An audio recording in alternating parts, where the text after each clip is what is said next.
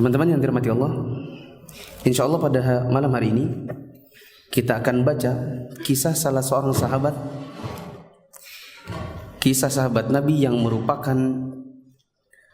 anaknya Fir'aunnya umat ini. Siapa yang tahu? Ya, saya belum bilang dapat ini, belum bilang ya. Enggak jadi kali gitu. Yaitu anaknya Abu Jahal. Karena Fir'aunnya umat ini adalah Abu Jahal, maka anaknya Fir'aun dari kalangan umat ini ternyata sahabat Nabi. Namanya Ikrimah atau Akrimah. Ada di halaman 190 berapa? 109, maaf.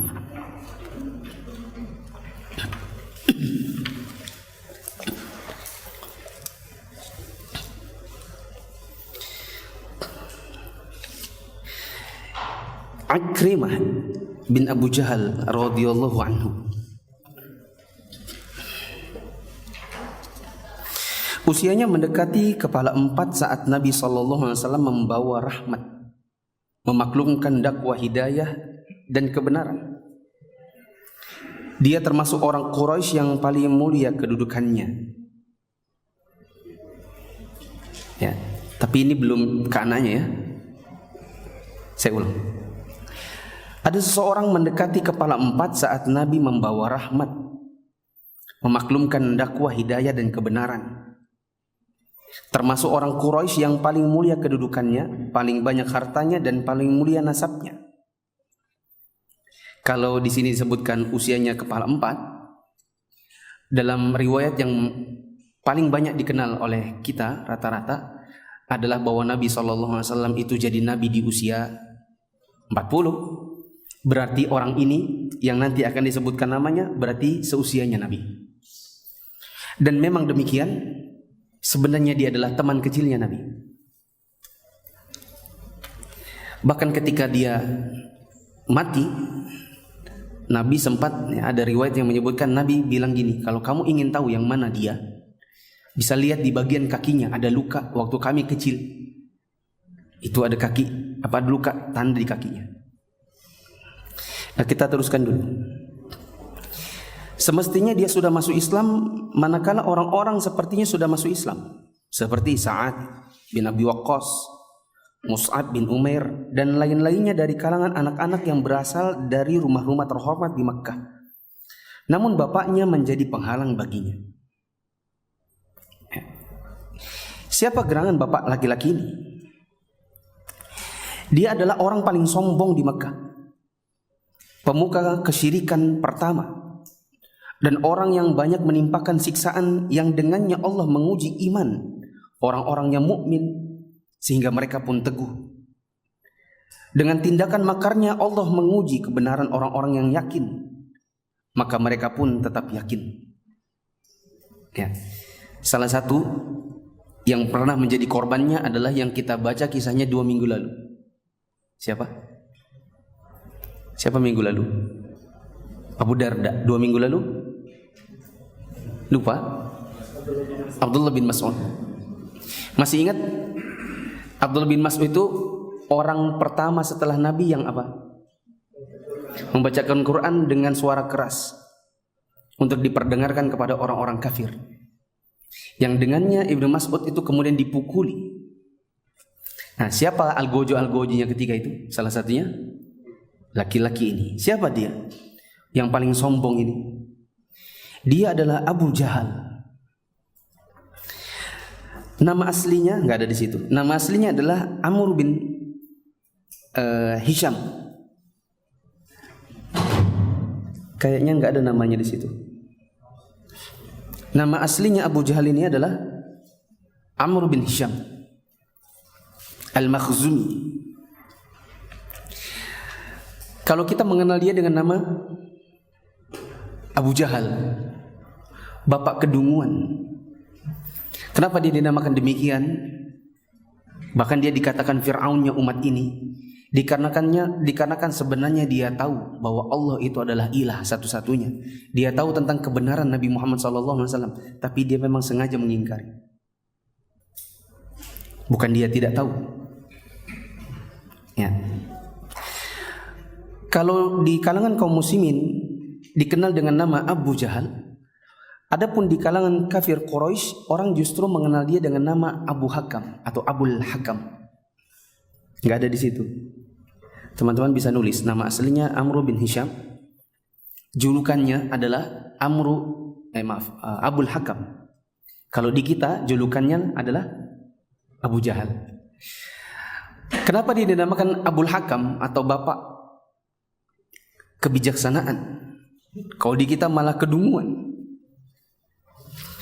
Dia dinamakan bapak kebijaksanaan di kalangan kaum Quraisy karena memang orangnya cerdas. Punya pendapat-pendapat yang bagus. Bahkan konon ya, disebutkan di sebagian riwayat bahwa ketika orang-orang kafir Quraisy sedang berencana untuk membunuh Nabi Muhammad SAW, ya, salah satu yang dimintai pendapat itu adalah Abu Jahal di Darun Nadwa. Maka dia dinamakan bapak kebijaksanaan kalau di kalangan orang Quraisy. Inilah bapaknya. Bapak dari sahabat yang kita mau baca kisahnya. Adapun dia sendiri, dia adalah Ikrimah. Pakai ain, Ikrimah bin Abu Jahal Al-Makhzumi. Salah satu dari pembesar Quraisy yang terpandang dan satu dari penunggang kuda yang handal. Ikrimah bin Abu Jahal melihat dirinya terbawa oleh kedudukan bapaknya untuk memusuhi Muhammad sallallahu alaihi wasallam. Kita ambil sedikit pelajaran tadi. Kenapa dia dinamakan Abul Hakam? Karena orangnya cerdas. Maka kita katakan cerdas belum tentu dapat hidayah. Ya. Banyak orang cerdas tapi sesat. Bukan Allah berikan hidayah dengan kepintarannya, malah kepintarannya membuat dia mengakal-akali agama ini untuk membuat dirinya dan orang-orang yang seperti dirinya malah semakin jauh dari Allah Ta'ala. Ya. Seperti ada orang mengatakan berjenggot itu goblok. Berarti dia apa? Cerdas. Begitu kan? Tapi kecerdasannya justru menjauhkan kaum muslimin dari jalan Allah. Semakin menjauhkan kaum muslimin dari hidayah sunnah. Karena sesungguhnya berjenggot itu adalah sunnah Nabi, bahkan sunnah seluruh Nabi. Nah, maka pelajaran pertama adalah hati-hati dengan kecerdasan sendiri. Karena banyak orang cerdas tapi sesat. Ya. Bila antum diberikan oleh Allah kecerdasan, IQ yang tinggi, paling tidak bisa dilihat dari nilai-nilai di sekolah atau di kuliah, maka gunakan kemampuan tersebut yang Allah anugerahkan untuk menolong agama Allah. Ikrimah bin Abu Jahal melihat dirinya terbawa kedudukan bapaknya untuk memusuhi Nabi. Maka dia pun memusuhi Rasulullah dengan permusuhan yang berat. Menyakiti sahabat-sahabat Nabi dengan keras dan menimpakan siksaan kepada Islam dan kaum muslimin yang membuat bapaknya senang dan bahagia. Ya. Ini pelajaran bahwa kadang orang itu sesat karena ngikuti orang tuanya. Kadang sesat karena orang tua. Dalam status medsos saya baru-baru ini, kurang lebih 2 atau 3 hari lalu, saya katakan, jangan kasih anak Anda HP manakala dia menangis. Anak-anak bayi, anak balita, kalaupun dia menangis jingkrak-jingkrak, haram kasih HP. Saya katakan kenapa? Demikian. Karena itu menyesatkan anak. Ya, mungkin bagi Anda enak, karena dia cepat berhenti nangisnya. Tapi itu menyesatkan dia. Ya, salah satu tandanya adalah lambat bicara, nggak fokus. Kalau diajak bicara itu matanya lari-lari. Kalau dikasih tahu itu matanya kemana-mana, tidak mendengar, tidak bisa nangkap. Ya, itu adalah akibat dari HP. Ini bagian dari penerapan sesat gara-gara orang tua. Adapun orang di zaman dahulu seperti Ikrimah sesat dari sisi agama karena bapaknya. Bapaknya memimpin perang syirik di Badar. Bahkan bapaknya ini yang bersumpah dengan nama Lata dan Uzza untuk tidak pulang ke Mekah kecuali setelah mengalahkan Muhammad. Singgah di Badar dan diam di sana selama 3 malam untuk menyembelih unta, menegak khamr dan mendendangkan atau mendengarkan lagu-lagu para biduan. Manakala Abu Jahal memimpin perang ini, Ikrimah anaknya merupakan tangan kanan yang diandalkan sekaligus kekuatan yang dengannya dia berperang. Akan tetapi Lata dan Uzza ternyata tidak memenuhi panggilan Abu Jahal karena memang keduanya berhala yang tidak mendengar. Keduanya tidak membantu Abu Jahal dan kawan-kawannya dalam perang Badar karena memang keduanya tak mampu melakukan itu. Sama seperti kisah Abu Darda di minggu lalu. Karena dia punya patung di dalam rumahnya yang dihancurkan oleh saudaranya. Siapa saudaranya? Abdullah bin Rawaha. Minggu lalu ya. Nah, ketika dia mau marah, kenapa berhalaku dihancurkan? Kepalanya mikir, tapi kalau dia memang mampu mendatangkan manfaat menolak mudarat, kenapa dia tidak mampu membela dirinya sendiri? Kenapa malah dihancurkan orang? Saya afwan.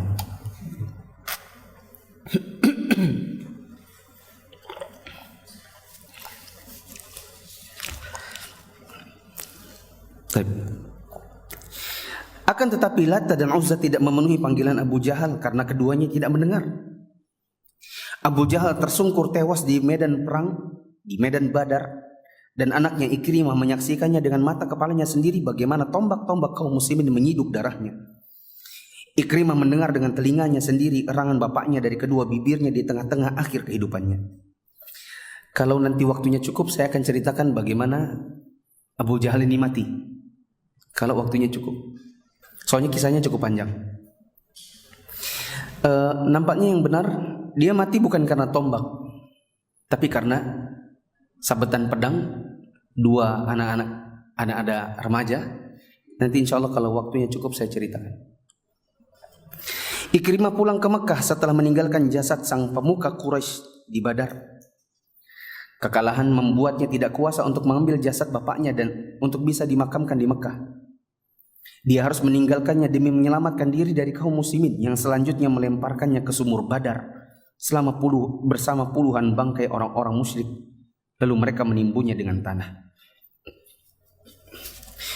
Selanjutnya Ikrimah mempunyai urusan lain dengan Islam. Bila dahulu dia musuh Islam karena fanatik kepada bapaknya, cuma ikut-ikutan, kali ini dia betul-betul memusuhi Islam karena mau balas dendam. Dari sini Ikrimah bersama orang-orang yang bapaknya terbunuh di Badar terus memompa semangat permusuhan di dada kaum musyrikin terhadap Muhammad SAW. Mereka mengobarkan api balas dendam di dada orang-orang yang keluarganya terbunuh dari orang-orang Quraisy sampai tiba saatnya perang Uhud. Ikrimah bin Abu Jahal keluar menuju Uhud disertai istrinya yaitu Ummu Hakim yang nantinya akan jadi sahabiah. Berdiri bersama kaum wanita Quraisy yang keluarganya terbunuh pada perang Badar. Di belakang barisan bala tentara Quraisy, dia memukul rebana bersama mereka untuk memberi semangat kepada orang-orang Quraisy dalam peperangan dan meneguhkan para prajurit berkuda jika jiwa mereka takut lalu berniat mundur. Salah satu yang menjadi pemuka orang kafir di perang Uhud adalah Abu Sufyan yang belakangan jadi sahabat Nabi, yang jadi cheerleadernya, ya kan? Itu kan? Cheerleadernya adalah Ummu Hakim, dan salah satu yang paling terkenal adalah siapa yang tahu? Salah satu perempuan paling terkenal, Hindun. Hadir di peperangan itu Hindun. Ya. Hindun adalah istrinya siapa? Abu Sufyan. Mamanya siapa? Muawiyah. Ya. Hindun yang nyuruh sahabat Nabi, orang Quraisy yang orang kafir yang nantinya jadi sahabat Nabi juga, yaitu Wahsy. Wahsy ada nanti, ada di sini. Disuruh apa? Cari namanya Hamzah. Belah dadanya, aku minta apanya? Jantungnya. Nah, rupanya Ummu Hakim bagian dari cheerleader di perang Uhud. Quraisy menyerahkan sayap kanan pasukannya kepada Khalid bin Walid dan pasukan sayap kiri kepada Ikrimah bin Abu Jahal. Dalam perang ini, dua prajurit berkuda yang kala itu masih musyrik menunjukkan keberanian mereka, yang membuat bala tentara Quraisy mengungguli bala tentara Muhammad SAW dan para sahabatnya. Orang-orang musyrik meraup kemenangan besar. Hal ini membuat Abu Sufyan berbangga. Hari ini adalah pembalasan perang Badar. Karena di Badar kalah, sedangkan kali ini menang. Meskipun sempat kalah.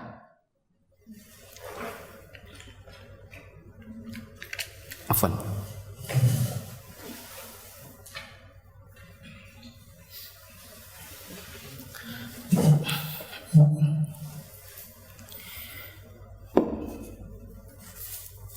Kalahnya itu gara-gara perebutan harta rampasan perang. Karena Nabi punya sejumlah orang, ya, 70-an, ada di bukit pemanah, yaitu Jabal Ain-Nain, dikenal dengan Jabal Rumat, ya, bukit pemanah. Lalu Nabi pesan, menang atau kalah jangan turun. Ya. Tapi gara-gara ada yang menghasut di bawah, ghanimah, harta rampasan perang, maka sebagian yang tergoda dengan dunia, mereka pun betul-betul turun. Padahal Nabi bilang apa? Menang kalah jangan turun. Ya. Itu akhirnya menyebabkan kekalahan. Adapun di perang Khandaq, ya, orang-orang musyrik mengepung Madinah beberapa hari lamanya. Ini perang apa nih? Khandaq. Apa yang terkenal dari pertahanan kaum muslimin? Parit yang begitu besar. Dan sudah dikepung sekian lama, tapi bagaimana cara memasuki pertahanan kaum muslimin ini? Maka Ikrimah bin Abu Jahal kehilangan kesabaran. Dia tidak bisa menerima pengepungan yang terlalu lama. Ya, gak ada manfaatnya juga ngepung terlalu lama.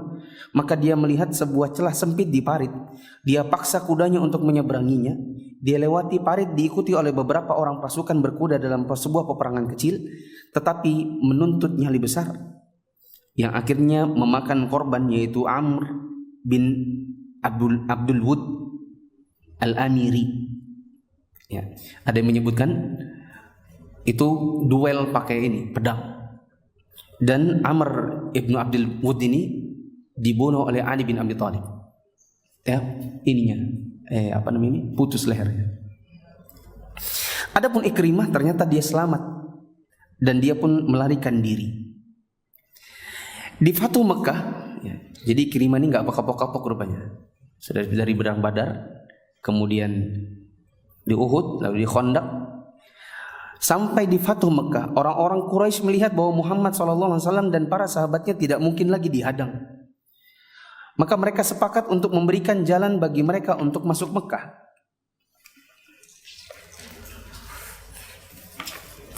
Orang-orang Quraisy mengambil keputusan ini, yaitu membiarkan Muhammad dan pasukannya masuk saja kota Mekah. Karena mereka mendengar bahwa Rasulullah SAW meminta para panglima pasukannya untuk tidak memerangi siapapun kecuali orang Mekah yang memerangi juga. Adapun yang tidak memerangi maka dia aman. Tetapi Ikrimah dengan beberapa orang yang sepakat dengannya malah membelot dari kesepakatan Quraisy. Mereka mencoba menghadang laju pasukan Madinah yang besar. Maka Khalid bin Walid mengalahkan mereka dalam sebuah perang kecil yang memakan korban beberapa orang dari mereka. Sedangkan yang lainnya melarikan diri, dan di antara yang melarikan diri adalah Ikrimah bin Abu Jahal. Lari lagi dia. Yang menarik adalah Khalid bin Walid itu seposisi dengan Ikrimah waktu Uhud. Waktu Fathu Makkah berhadapan. Allah tunjukkan hidayah kepada satu orang, tidak kepada yang lain. Sampai saat itu ya. Pada saat itu kebingungan dan penyesalan mulai menyergap Ikrimah. Bingung dia. Andai aja dia nurutin orang-orang Quraisy maka aman. Karena Nabi pesan yang diperangi hanya yang memerangi juga. Nah sekarang udah masuk di dalam pemberontakan, pembelotan dari kaum Quraisy, sampai di sana mau hadang gaya-gaya ternyata lupanya kalah juga. Ya, sekarang mau pilih kemana? Suruh masuk Islam, nggak mau dia. Balas dendam dengan bapaknya. Dendam karena kematian bapaknya. Mau balik ke Mekah, dipancung. Ya, karena dia termasuk yang tidak dikecualikan oleh Nabi nanti. Akhirnya mau tidak mau lari jauh. Mekah tidak lagi memberi tempat setelah ditaklukkan oleh kaum muslimin. Rasulullah SAW sendiri memaafkan apa yang dilakukan oleh kaum Quraisy dahulu terhadap beliau. Namun beliau mengecualikan beberapa nama, nggak bisa diampuni. Beliau memerintahkan agar mereka semua dibunuh dimanapun mereka berada, termasuk bila ketemunya di bawah tirai Ka'bah. Harus dibunuh beberapa orang yang dikecualikan ini. Di antara nama-nama yang dikecualikan adalah namanya Ikrimah. Maka dari itu dia melarikan diri secara sembunyi-sembunyi, meninggalkan Mekah dan mengarahkan kudanya ke arah Yaman, karena dia tidak memiliki tempat berlindung kecuali di Yaman. Pada saat itu Ummu Hakim, siapa ini? Istrinya Ikrimah bin Abu Jahal, dan Hindun binti Utbah. Istrinya siapa ini? Abu Sufyan. Tadi saya sudah sebut ya. Ini dua orang anggota cheerleadernya kaum Quraisy di Uhud. Ya. Hindun binti Utbah dan Ummu Hakim mendatangi rumah Rasulullah SAW bersama 10 orang wanita untuk membaiat Nabi. Mereka masuk kepada Nabi SAW. Pada saat itu beliau bersama 2 orang istrinya dan putrinya, itu Fatimah, serta beberapa kaum wanita dari Bani Abdul Muttalib. Hindun yang menutupi wajahnya. Kenapa ditutupi? Ada di catatan kaki. Dia lakukan karena dia malu atas perbuatannya terhadap pamannya Nabi, yaitu Hamzah bin Abdul Muttalib di perang Uhud. Yang dia nitip apa tadi? Titip jantung kepada Wahsy. Dan setelah betul-betul Wahsy dapatkan jantungnya, maka digigit, dikunyah mentah-mentah. Ya. Sebenarnya Nabi awalnya tidak suka melihat Hindun, ya, karena lama-lama Nabi tahu, ya, karena tadinya kan ditutup wajahnya, lama-lama Nabi tahu, ya. Dan meskipun Nabi SAW sedih dengan kematian paman beliau itu Hamzah, tapi masalahnya yang dahulu melakukan kejahatan kepada Hamzah itu sudah masuk Islam, maka Nabi pun ya reda. Ini menunjukkan bahwa ikatan tali persaudaraan karena agama diutamakan daripada tali kekerabatan.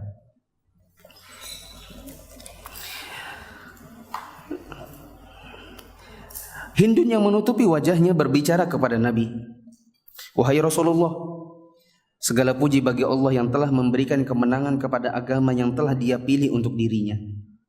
Sesungguhnya aku memohon kepadamu supaya engkau berbuat baik kepadaku, karena di antara kita masih ada hubungan kekerabatan. Karena sekarang aku seorang wanita beriman dan membenarkan." Kemudian Hindun membuka wajahnya dan berkata, "Hindun binti Utbah, wahai Rasulullah." Rasulullah menjawab, "Selamat datang untukmu." Hindun berkata, "Wahai Rasulullah, demi Allah, di muka bumi ini tidak ada keluarga yang paling aku harapkan terhina daripada keluargamu. Namun itu dulu, karena sekarang keluargamu menjadi keluarga yang paling aku harapkan meraih kemuliaan di muka bumi." Maka Rasulullah bersabda, "Demikian juga dengan aku." Lalu istri Ikrimah, yaitu Ummu Hakim, bangkit dan menyatakan masuk Islam. "Wahai Rasulullah, Ikrimah kabur darimu dia ke Yaman karena dia takut dibunuh. Tolong berilah dia jaminan keamanan, semoga Allah memberimu keamanan. Maka Rasulullah bersabda, dia aman. Saat itu juga Ummu Hakim berangkat untuk menyusul suaminya bersama budaknya, seorang laki-laki Romawi. Ketika keduanya sudah berjalan jauh, mau nyusul siapa ini? Ikrimah. Maka pelayan Romawi ini berusaha merayu Ummu Hakim. Maka Ummu Hakim berpura-pura menerima rayuannya, namun dia mengulur-ulur rayuannya sampai dia tiba di sebuah kabilah dari kalangan orang Arab. Maka Ummu Hakim meminta bantuan mereka atas budak Romawi itu supaya dia diikat dan ditahan. Ummu Hakim melanjutkan langkahnya sampai dia menemukan suaminya Ikrimah di pesisir pantai di daerah Tihama, yaitu di dataran pesisir yang berhadapan dengan Laut Merah, antara Laut Merah dengan deretan gunung-gunung As-Saroh. Yang ketika itu dia sedang bernegosiasi dengan seorang pelaut muslim untuk memberangkatkannya. Pelaut itu berkata kepadanya, aku akan memberimu tumpangan kalau kamu ikhlas. Ikrimah berkata, bagaimana aku bisa ikhlas? Si pelaut mengatakan, kamu bersaksi bahwasanya tiada ilah yang berhak disembah kecuali Allah dan Muhammad Rasulullah. Nanti kasih garat gratis. Kata Ikrimah, aku ini kabur justru karena itu. Ketika Ikrimah sedang demikian, tiba-tiba Ummu Hakim datang dan berkata, wahai anak paman, aku datang kepadamu dari orang yang paling utama, paling baik dan paling mulia, yaitu Muhammad bin Abdullah. Aku telah meminta beliau untuk memberimu jaminan keamanan, dan beliau memberimu jaminan keamanan. Maka janganlah kamu celakakan dirimu sendiri. Ikrimah bertanya untuk menegaskan, kamu berbicara langsung sama dia? Istrinya bilang, iya, aku sendiri yang bicara langsung kepada beliau, dan beliau memberimu keamanan. Ummu Hakim terus meyakinkan suaminya dan menenangkan hatinya hingga Ikrimah berkenan untuk pulang bersamanya.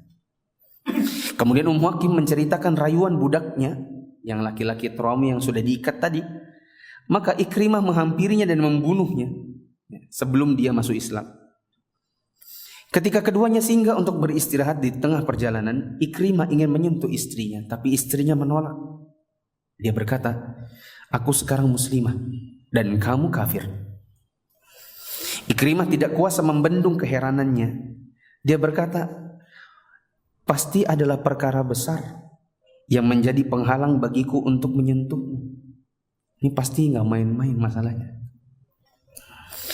Ikrimah mendekat ke Mekah, pulang sama istrinya.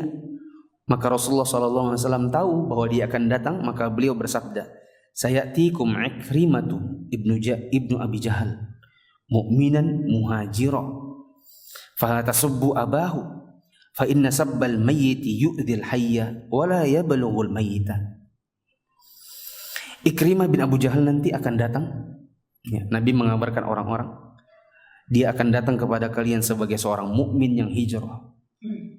Maka jangan sekali-kali kalian caci maki bapaknya. Siapa bapaknya? Abu Jahal. Jangan caci maki orang mati. Ya, karena itu bisa menyakiti yang hidup. Dan cacian itu toh tidak akan sampai kepada yang mati. Hanya saja riwayat ini dinyatakan maudhu' oleh Syekh Al-Albani di dalam silsilah al-hadits ad-dha'ifah. Tidak lama berselang, Ikrimah dan istrinya tiba di tempat Rasul.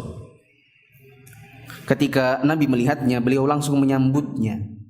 Padahal tadinya dia masuk dalam list wanted person gitu kan. Ini wajib mati. Nabi langsung menyambutnya, sekalipun beliau belum memakai baju luar. Saking beliau senang ketemu dengan Ikrimah. Saat Rasulullah SAW duduk, Ikrimah berdiri di depan beliau dan berkata, wahai Muhammad, Ummu Hakim menyatakan kepadaku bahwa engkau telah memberikan jaminan keamanan. Dia masih nyebut Muhammad karena belum masuk Islam. Nabi mengatakan, iya benar, kamu aman. Ikrimah bertanya, mengapa kamu mengajak saya? Nabi SAW menjawab, aku mengajakmu untuk bersaksi bahwa tiada ilah yang berhak disembah kecuali Allah, dan bahwasanya aku adalah hamba dan utusan Allah untuk kamu menegakkan salat, menunaikan zakat. Ikrimah berkata, demi Allah, engkau tidak mengajak kecuali kepada kebenaran, dan engkau tidak pernah memerintah kecuali kepada kebaikan.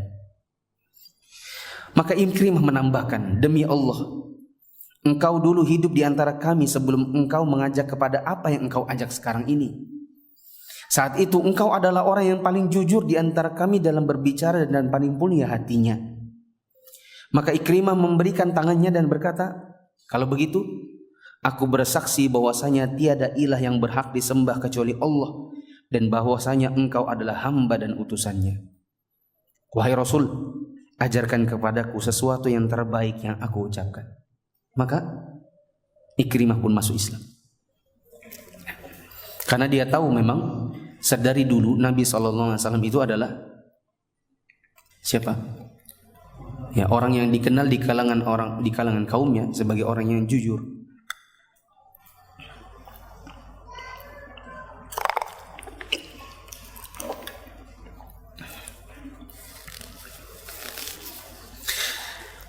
Nabi SAW bersabda, ucapkanlah, aku bersaksi bahwasanya tiada ilah yang berhak disembah kecuali Allah, dan bahwasanya Muhammad adalah hamba dan utusan Allah. Ikrimah tanya, kemudian apa? Rasul bersabda, ucapkanlah, aku menjadikan Allah sebagai saksi dan menjadikan yang hadir sebagai saksi bahwasanya aku adalah muslim yang berjihad dan berhijrah. Mulai sekarang saya akan menjadi orang muslim yang berjihad dan hijrah.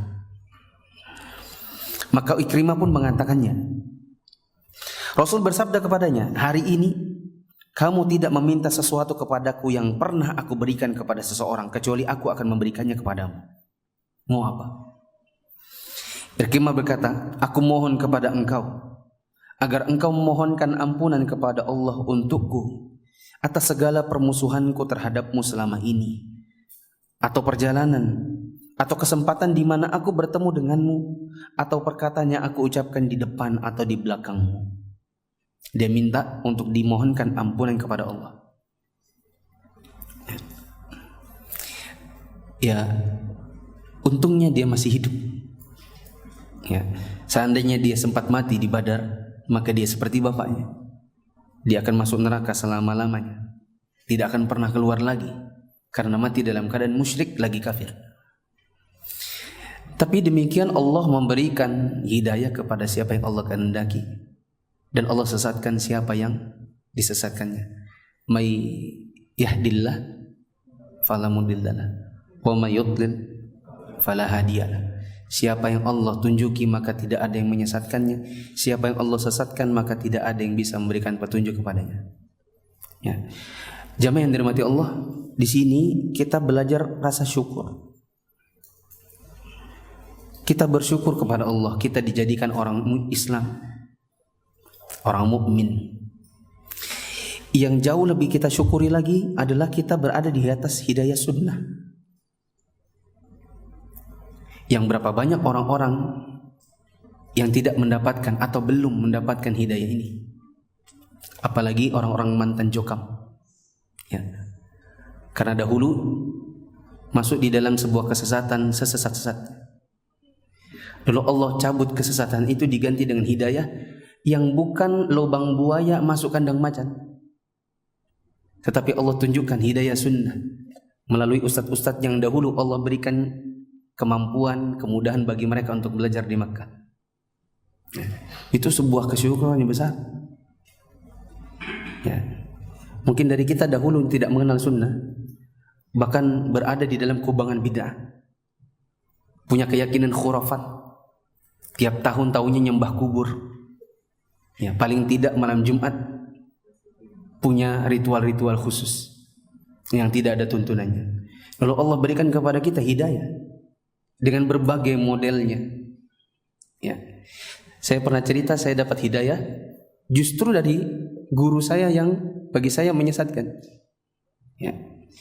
Guru saya itu di malam iktikaf, dia nyetel film di dalam masjid yang isinya itu ada orang telanjang. meskipun pesannya bagus. Video, ya saya ikut tonton, karena kan guru saya gitu. Ya. Dia bawa laptopnya, dia bawa LCD proyektornya, diputarkan video singkat. Ibu-ibu lagi merangkang, mau brojol, tiba-tiba bayinya brojol, terbang di udara. Dari bayi jadi anak-anak, habis jadi anak-anak jadi remaja, habis remaja jadi orang dewasa, habis orang dewasa jadi tua, langsung masuk kubur. Semua prosesnya tergambar dalam keadaan telanjang bulat. Masuk kubur, meskipun pesan akhirnya benar, life is short, hidup itu singkat. Tapi semuanya digambarkan dengan telanjang, aurat. Ketika guru saya itu berkata, saya putarkan kembali, maka para ummahat berkata, tidak. Teriakan ummahat itu tidak, karena mereka beramai-ramai jadi guru, membuat saya harus ke belakang cari tempat ruangan di belakang perimaman. Terus saya merenung, gak salah guru kah saya ini? Guru yang dikenal di Jogja sebagai salah satu guru yang apa-apa nangis, selalu membawa suasana jadi haru. Semua nangis, khutbah nangis. Tapi kenapa tidak ngeh dengan aurat telanjang bulat ditontonkan di dalam masjid ke hadapan akhwat-akhwat di masa Ramadan iktikaf? Maka sejak saat itu saya berkata, mulai Ramadan, mulai tahun ini, saya akan ganti guru. Saya akan pindah cari guru yang lain. Kayaknya bagus kepada ustadz itu aja deh, yang selama ini saya tidak suka. Kenapa saya tidak suka? Karena dia mengharumkan musik, sementara saya punya koleksi kaset yang begitu banyak. Ya, aku kayaknya pindah situ aja. Soalnya aku sebenarnya mengakui beliau itu kalau bicara pakai hadis, pakai dalil. Cuman akunya aja yang gak suka, karena apa yang disampaikannya bertentangan dengan hawa apa yang ku kerjakan. Mulai lebaran ini aku akan cari celana kain, celana jeans kuku potong nanti semua. Aku cari celana kain, aku mau bikin celana kain di atas mata kaki.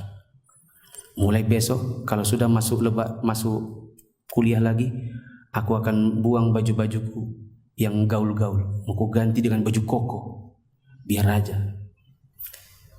Rambut yang jigrak-jigrak ala mohawk itu saya belah samping. Jadi ketika masuk kuliah, teman saya bilang, sakitkah kamu? Kenapa kamu? Saya bilang, mungkin hidayah Ramadan kali. Ya. Jadi saya dapat hidayah sunnah justru dari guru saya yang dulunya ngajarin saya aneh-aneh.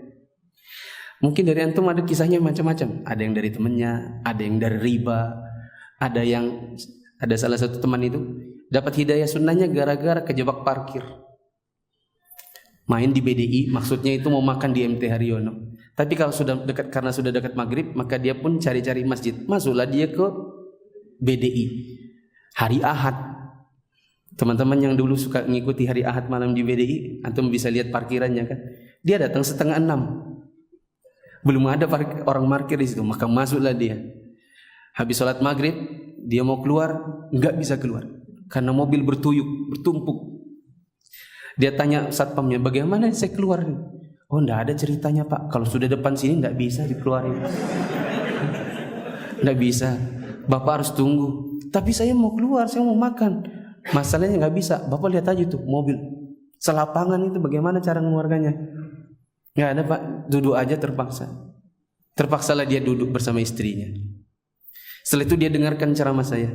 Dia bilang, ih ngerinya Ustadz ini. Menolak hatinya. Hatinya menolak. Ngerinya ini salah, itu salah. Kayak apa? Itu hari Ahad kan? Hari Seninnya saya ngisi di bandara. Kebetulan dia orang bandara. Ya. Maka setelah sholat zuhur dia lihat saya lagi. Ini Ustadz lagi yang tadi malam. Maka dia bilang, saya duduk lagi. Ini yang tadi malam yang ngeri itu, mau ku dengerin lagi. Tapi kengerian-kengerian itu tidak bisa saya tolak karena semuanya pakai dalil. Saya mau bilang apa? Maka besok Seninnya saya ikuti lagi. Lama-lama hati saya menerima. Dan saya ajak istri saya ikut kajian. Lama-lama istri pun menerima. Allah berikan hidayah dengan segala caranya. Ya. Maka kita bersyukur kepada Allah. Ya, Allah berikan kepada kita hidayah, bukan cuma sekedar hidayah Islam, tapi hidayah sunnah.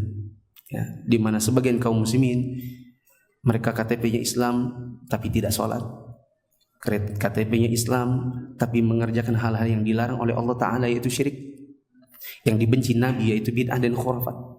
Ya. Rasulullah SAW pun mendoakan Ikrimah. Beliau bersabda, Allahumma firlahu kulla adawatin adaniha wa kullu masirin sara fihi ila mawdi'in yuridu bihi itfa'a nurik waghfir lahu ma nala fi min 'irdi fi wajhi aw ana ghaibun anhu. Ya Allah, ampunilah Ikrimah atas segala permusuhannya kepadaku selama ini dan semua perjalanan yang dilakoninya ke suatu tempat demi memadamkan cahayamu. Ampunilah perkataannya yang menyerang kehormatanku, baik di depanku maupun ketika aku tidak berada di sisinya. Maka wajah Ikrimah berbinar-binar karena bahagia. Dia berkata, demi Allah wahai Rasulullah, aku tidak membiarkan nafkah yang telah aku nafkahkan demi menghalang-halangi jalan Allah, kecuali aku akan menggantinya dengan jumlah yang lebih banyak di jalan Allah. Dan aku tidak akan membiarkan peperangan yang telah aku jalani demi menghalangi jalan Allah, kecuali aku akan menggantinya dalam jumlah yang lebih banyak di jalan Allah. Pelajaran bagi kita, kesungguhan setelah dapat hidayah. Sungguh-sungguh setelah hidayah datang. Apa dia katakan tadi? Berapapun uang yang dahulu kukerahkan untuk memerangi cahaya Allah, aku akan ganti dengan yang lebih banyak untuk menghidupkan jalan Allah. Dan berapa banyak peperangan yang dahulu aku ikuti untuk memadamkan cahaya Allah, aku akan ganti dengan peperangan-peperangan untuk menegakkan kalimat Allah. Teman-teman yang dirahmati Allah, pelajaran bagi kita adalah sungguh-sungguh dalam hidayah. Contoh nih, kita dapat hidayah, terus sering saya bilang, dan mungkin teman-teman juga sudah sering mendengar kalimat-kalimat ini dari para ustadz, jangan sampai hidayah sunnah ini hanya diterapkan dalam bentuk pakaian, hanya dengan koleksi baju yang merek-mereknya saya sempat contohkan minggu lalu. Sebagian orang setelah dapat hidayah, mereka hanya mengoleksi baju, hanya ganti casing, tapi tidak berubah pada dasarnya. Tidak ada kemauan untuk beramal. Ya, tongkrongan tetap dijalani. Menuntut ilmu tetap malas. Semua tempat dibilangnya jauh. Ya, nggak ada kesemangatan untuk membangun dirinya lebih baik. Ya, jangankan suruh ngaji, ngaji ilmu, belajar hadis, belajar usul fikih, bla bla bla, belajar bahasa Arab, belajar baca Quran. Berapa banyak yang tidak mau, meskipun sudah dalam tanda kutip ngaji sunnah 10 tahun, banyak yang nggak bisa baca Quran. Nah, dalam kesempatan ini izinkan saya keras sedikit.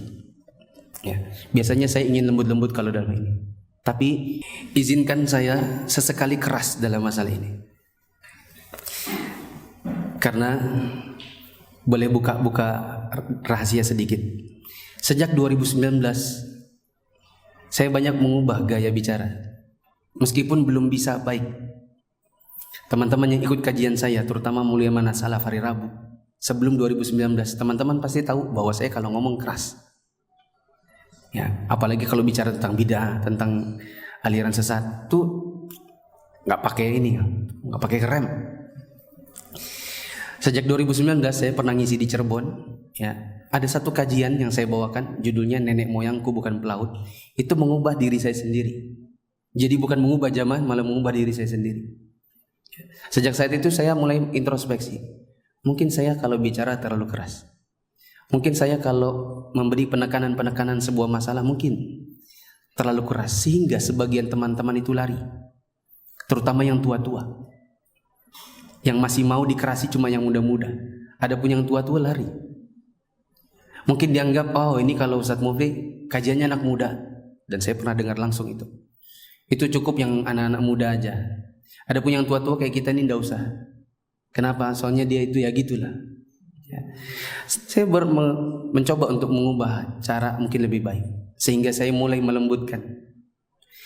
Ya, sejak 2019. Tapi izinkanlah saya sekali-kali menjadi saya yang dulu. Ya, karena saya tahu bahwa yang salah itu mungkin hanya sekedar intonasi. Tapi secara substansi saya yakin tidak salah. Seperti apa yang mau saya katakan ini. Berapa banyak orang yang di zaman dahulu, Ustadz Abdurrahman rahimahullah sudah memulai dakwahnya di awal tahun 2000. Sekarang 2021 baca Qur'annya belum becus. Kenapa? Karena malu belajar, malu tahsin, atau kalaupun tahsinnya pilih-pilih, suka membelah-belah. Ini guru anu, ini guru anu. Saya sukanya anu, saya nggak suka yang ini. Tidak mau bersabar dengan kekurangan guru. Termasuk cara mengajarnya yang mungkin keras. Ya, Ustadz tahukah? Tahu. Tahu dari mana? Teman-teman sadarkah? Ya. Terutama yang merasa, kalau kita lagi mau nunggu taraweh, mulai dari jam 7.10 sebelum Isya, teman-teman baca Quran di dekat saya, itu saya mendengar bagaimana panjang pendek antum luar biasa, sebagiannya dari antum tuh berantakan. Kalau saya misalnya, saya tahu ini baru ngaji setahun, saya masih maklumi. Tapi yang ngaji 10 tahun, bagaimana saya bisa memaklumi? 10 tahun. Kemana aja antum? Masih belajar bacanya Alif Lam Ra tilka ayatul. Kalau ngajinya baru nggak apa-apa. Atau mungkin sudah berusaha, tapi mungkin karena dapat hidayah sunnahnya itu sudah usia sekian, jadi kalau belajar itu banyak lupa. Ya, masih maklum. Tapi banyak yang justru menghina, berjenggot nih, menghina orang-orang yang ikut kelas tahsin. Yang dia kalau membaca Al-Quran mungkin cari pojok di belakang supaya nggak kedengaran. Tapi orang tahsin dihina. Ikut tahsin yang cuma sabah itu gitu kan. Ya.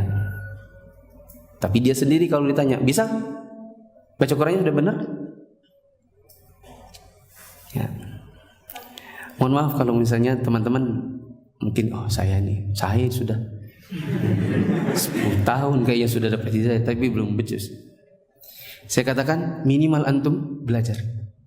Minimal cari guru. Yang susah itu adalah, yang saya paling gak bisa terima itu adalah sudah gak belajar, taunya ketawa-tawa, mencandai orang-orang yang serius belajar, menghasut untuk gak usah belajar. Ya, dan saya dapati sebagian kaum muslimin, sebagian teman-teman ini, maaf, di Balikpapan ini begitu. Ya.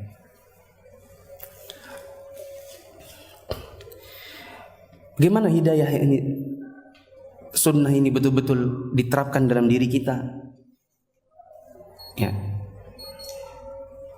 Mau menuntut ilmu, mau belajar, memperbaiki bacaan Quran, minimal itu teman-teman. Ya. Mulai memperbaiki pertemanan. Maaf, mulai mengisi setiap halaqah antum dengan pembicaraan yang bermanfaat. Karena sebagian teman-teman itu kalau ngumpul bicara yang enggak manfaat. Ya, bicara yang enggak manfaat. Ya, saya pernah didatangi seorang yang baru hijrah. Ya, bukan baru sih, 2 tahun, entah itu baru atau enggak ya. Dia datang, kemudian gini, saya tanya dari mana? Dari situ. Oh, ada apa? Enggak tahu, tadi ngobrol-ngobrol aja. Sama siapa? Si anu. Apa yang diobroli? Ketawa dia. Kenapa? Bingung saya. Ini yang ngaji-ngaji lama tuh bicaranya itu tidak jelas. Macam-macam. Yang tidak ada bau ilmunya. Kalau bicara tentang akidah, fikih, apa hukum anu. Kita kemarin safar ke sini, itu sudah jamak belum ya? Qasar belum ya? Itu kan pembicaranya bermanfaat gitu dan berpahala. Ini enggak. Apa aja dibicarakan? Pensil, bolpen. Saya nggak mau nyebutkan bendanya, khawatirnya ada yang tahu. Ya. Atau ada yang mungkin video ini nyampe. Oh, kita tuh yang dibicarakan. Ya. Yang dibicarakan baju, kancing, merek. Ya. Ini bentuk topinya warnanya. Sesuatu yang orang yang baru hijrah 2 tahun saja bilang gini, saya pusing soalnya ngikut di situ, bingung saya mau mendengarnya itu kayak, ya makanya saya pergi aja tadi, ya karena nggak mengandung ilmu. Ya. Teman-teman yang dirahmati Allah, kalau antum sudah dapat hidayah sunnah, maka sungguh-sungguh. Dan saya mengajak antum nih, siapapun dari antum punya kemampuan, punya waktu untuk membantu dakwah ini, lakukan. Antum punya kemampuan IT, antum tawari ustadz-ustadz siapapun yang antum sukai, yang antum dekat rumahnya, ya, atau dekat dengan kantornya, yang antum sering temui, tawarkan, saya punya kemampuan ini ustadz, mungkin bisa disumbangkan, mungkin ustadz butuh, ya, seperti itu. Atau paling tidak kalau antum tidak mau seperti itu, paling tidak teman-teman bisa misalnya aktif di media sosial, punya Instagram, punya Facebook, ya kan? Daripada nge-share yang nggak jelas, cuman nge-share haus, panas, foto makanan, foto meja, foto isinya cuma seperti itu, ya mungkin bagi antum penting, oke lah, campur dengan share yang bermanfaat, ya, share dengan yang bermanfaat. Contoh, antum suka bidang parenting, ya saya sudah lama sekali pengen bikin, tapi karena saya nggak mungkin juga menghabiskan waktu hanya untuk medsos, saya sudah lama sekali membutuhkan ada satu akun baru, misalnya parenting, yang isinya adalah materi-materi saya yang berkenaan dengan parenting. Daripada hanya ada di HP nggak di-share, mending saya keluarkan dari HP, bisa dibaca orang. Tapi kalau ngadmini sendiri, share lagi, aduh pusing. Ya, bikin video, bikin kegiatan namanya Mia, bikin kegiatan ini, kegiatan itu, bangun sekolah, itu saja bikin pusing. Saya tidak mau lagi nambah dengan media sosial. Nah, daripada misalnya teman-teman hanya bikin, ada sebagian teman-teman yang ikut bikin Instagram itu, pernah saya tegur dalam live saya bilang begini, teman-teman mohon maaf ya, yang nyimak live ini, saya baca nih nama-nama antum, akun-akun Instagramnya, mohon maaf ya, namanya nih ya XXYYZZ A1B2C3 segini kan ABCD gitu. Teman-teman serius gak? Kalau cuma namanya XXYYZZ, siapa yang mau follow antum dengan mencari manfaat? Siapa? Tidak ada. Kalau mau nama asli, misalnya siapa? Usama, Balikpapan. Lalu isinya antum hadis-hadis, share punya ustadz-ustadz, itu lebih bermanfaat. Ya, karena kalau cuma XXYYZZ, saya khawatir nanti hanya dipakai buat stalking, buat explore, lihat-lihat foto-foto artis, ya, cari-cari giveaway. Mendingan antum, ustadz, akun saya namanya nggak jelas, ABCD. Ustadz butuh, saya sudah punya follower 1000. Kita ubah jadi apa ustadz? Misalnya saya jawab, ubah jadi kajian Balikpapan, ubah jadi faidah sunnah. Apakah yang lebih bermanfaat? Ya. Baik. Sejak saat itu seorang penunggang kuda handal, seorang pahlawan pemberani di medan laga bergabung dalam rombongan dakwah. Seorang ahli ibadah, pelantun kitabullah di masjid. Dia meletakkan mushaf di wajahnya dan berkata, kitab Tuhanku, firman Tuhanku, sambil menangis karena takut kepada Allah. Ikrimah memenuhi apa yang pernah dia janjikan kepada Rasul. Maka tidaklah kaum muslimin menerjuni suatu peperangan setelah dia masuk Islam, kecuali Ikrimah ikut berpartisipasi di dalamnya. Dan tidaklah kaum muslimin berangkat dalam sebuah pasukan perang, kecuali Ikrimah berada di garisan depan. Di dalam perang Yarmuk, Ikrimah melangkah maju menyongsong musuh layaknya orang haus menyongsong air dingin di hari yang sangat panas. Ketika kesulitan kaum muslimin terasa berat, di salah satu kesempatan Ikrimah turun dari kudanya, mematang cek cek cek cek cek cek cek cek cek cek cek.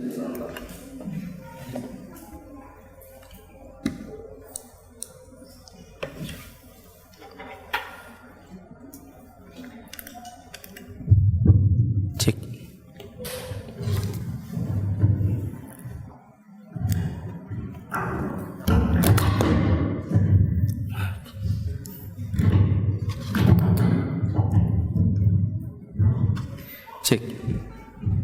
Kedengaran? Gini. Cek.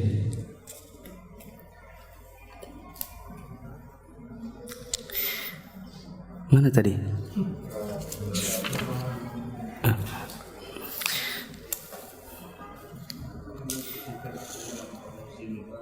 Mana? Ketika kesulitan kaum muslimin terasa berat di salah satu kesempatan. Ketika kaum muslimin terasa berat di salah satu kesempatan, Ikrimah turun dari kudanya, mematahkan sarung pedangnya, dan dia menerobos barisan pasukan Romawi, dan Khalid bin Walid mencegahnya. Dia berkata, "Jangan lakukan Ikrimah, karena terbunuhnya dirimu merupakan sesuatu yang berat bagi kaum muslimin." Ikrimah menjawab, "Menjauhlah dariku, wahai Khalid. Kamu telah meraih beberapa kesempatan berperang bersama Rasul sebelum ini. Lain halnya dengan diriku dan bapakku. Dulu kami termasuk orang yang paling keras memusuhi Nabi. Karena itu biarkan aku menebus apa yang aku lakukan di masa dahulu." Kemudian dia berkata, "Aku telah memerangi Rasul di beberapa peperangan. Lalu setelah itu aku lari karena takut kepada orang-orang Romawi di hari ini. Hal itu tidak mungkin terjadi selama-lamanya." Kemudian dia berseru kepada kaum muslimin, "Siapa yang berbaiat untuk mati?" Maka pamannya Al-Harith bin Hisham, saudaranya siapa ini? Abu Jahal, yaitu Amr bin Hisham, dan Diror bin Al-Azwar membaiat bersama 400 kaum muslimin. Mereka berperang di depan markas Khalid bin Walid radhiyallahu anhu dengan sangat gigih. Mereka membelanya dengan gagah berani. Perang Yarmuk selesai dengan kemenangan besar di tangan kaum muslimin. Di antara para syuhada ada 3 orang laki-laki yang tergolek tak berdaya di bumi Yarmuk karena luka-luka yang mereka derita demikian parah, yaitu Al-Harith, Ayyash, dan Ikrimah. Al-Harith meminta air untuk minum. Ketika dia dibawakan air, Ikrimah melihat kepadanya. Maka Al-Harith berkata, "Berikan air ini kepada Ikrimah." Dan dia belum minum. Ketika air itu dibawa kepada Ikrimah, Ayyash melihat kepadanya. Maka Ikrimah berkata, "Berikan saja kepada Ayyash." Manakala mereka mendekati Ayyash, mereka melihat ternyata Ayyash sudah wafat. Maka mereka kembali kepada Al-Harith, ternyata sudah wafat. Kembali kepada Ikrimah, ternyata sudah wafat juga. Ya. Ini adalah sebuah pelajaran yang mungkin akan sangat sulit diterapkan, yaitu mendahulukan teman. Mendahulukan teman yang lebih butuh.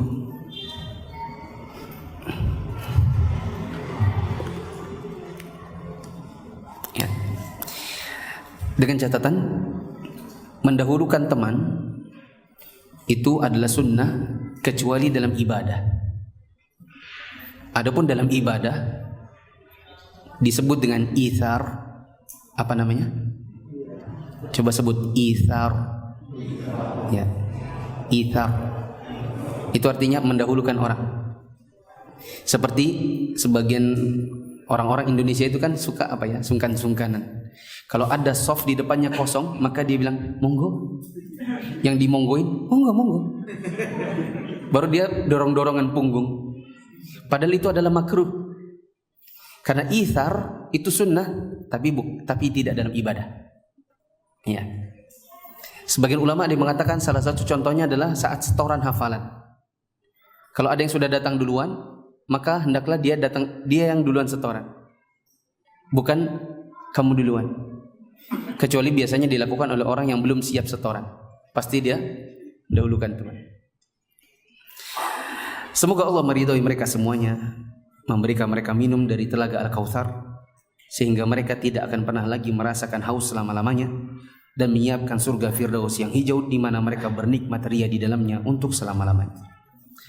Wallahu a'lam bishawab. Teman-teman yang dirahmati Allah, mungkin ini yang bisa kita baca dari kisah Ikrimah bin Abu Jahal. Apakah teman-teman mau mendengar kisah kematian Abu Jahal? Atau nanti aja kapan-kapan? Hah? Yang mau sekarang angkat tangan. Yang mau nanti aja?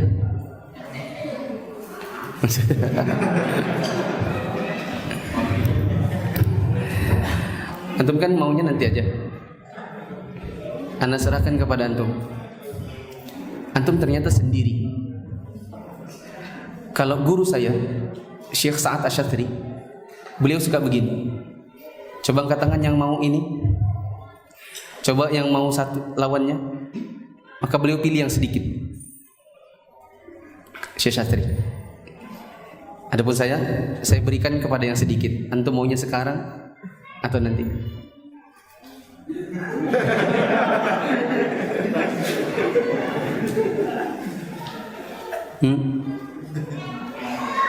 Nanti aja. Ya sudah. Ini saja. Mungkin teman-teman ada yang punya keperluan, kurang lebihnya mohon maaf. Subhanakallahumma wa bihamdika asyhadu an la ilaha illa anta astaghfiruka wa atubu ilaik. Wassalamualaikum warahmatullahi wabarakatuh.